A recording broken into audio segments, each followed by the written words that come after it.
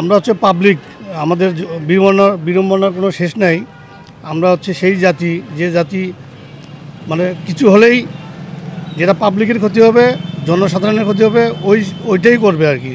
মানে উপরে যারা আছে বা ঊর্ধ্বতন কর্মকর্তারা যারা আছে তাদের কিছু হবে না।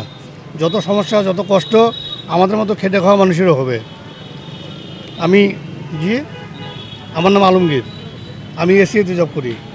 আলম সাথে তো জানছি না আমরা।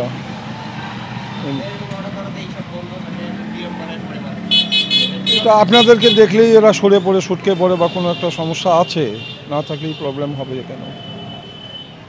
সাধারণ জনগণের দুর্ভোগগুলো হচ্ছে, এটা তো মেনে নেওয়া যায় না। আজমল হোসেন খান। না, আমি তো জানি না যে অবরোধ চলতেছে।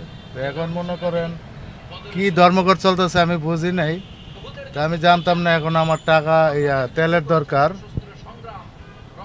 কিন্তু এখন কি হবে, এখন তো কি করব চিন্তা করতেছি। এখন বাইরে তো মানে তেল নিতে পারবো না, এখন সামনে কি করব, মানে তেল ছাড়া তো আর গাড়ি চালাতে পারবো না, ক্যাশ রেমিটেন্সের গাড়ি কি করবো আমি বলো। আমার নাম আব্দুর রহিম। এটা তো আমার গাড়ি তো একবারেই তেল নেই, আমাকে তো তেল নিয়েই যেতে হবে।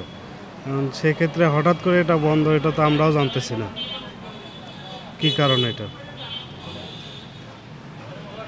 এখন আমি তো কিছু মনে করতে পারতেছি না আসলে হঠাৎ বন্ধ কেন।